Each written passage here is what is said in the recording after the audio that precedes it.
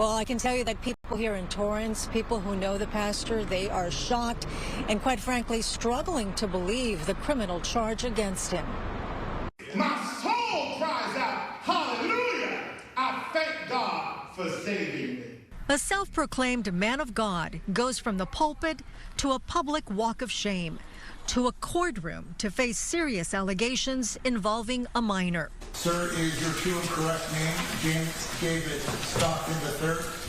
Yes. 54-year-old James Stockton, a senior pastor at the South Bay Church of God, is facing a felony charge of arranging a meeting with a minor for lewd purposes. He pled not guilty. There is no actual victim. These are the ones that we trust, and we should be able to trust them with our kids. Antoine is the founder of an online citizen group called Codfished. Members chat with adults who believe they're talking with a minor for the purpose of a sexual encounter. So he very well knew that he was talking to somebody underage. These are the text exchanges allegedly between Pastor Stockton and the person pretending to be a 16-year-old boy. In this one, Stockton appears to send a selfie asking what time you get out of school today.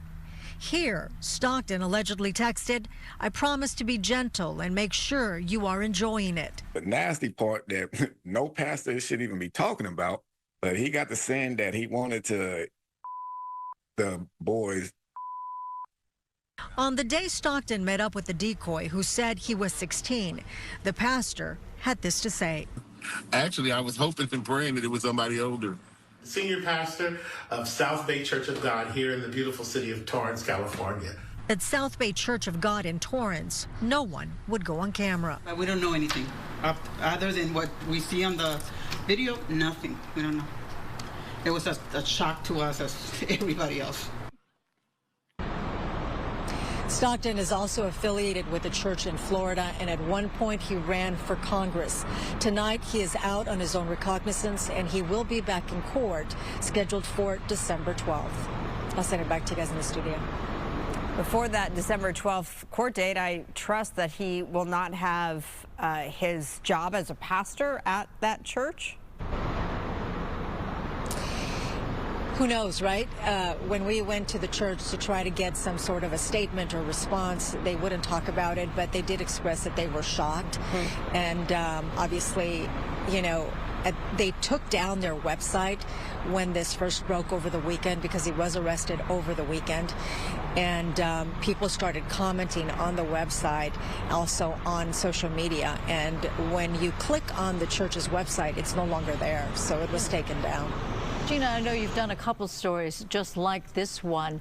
When the attorney for him says something like, well, there was no actual sex with the teen, there is no victim, what does that mean as far as how the DA might prosecute the pastor? Well, as the defense attorney mentioned, there is no victim because there is no victim. The person he was communicating with was a decoy pretending to be a minor. But that in itself is illegal. You cannot communicate with someone that you're thinking is a minor for sex. And when you look at all of the text exchanges, in those texts that didn't make our story, there were some exchanges where the decoy clearly states, I'm 16, I'm in high school, and he didn't have a problem with that. Does the pastor have a history, a rap sheet, if you will? No, in fact, the reason he's out on his own recognizance is because he doesn't have a record, a criminal record. All right, Gina, thank you.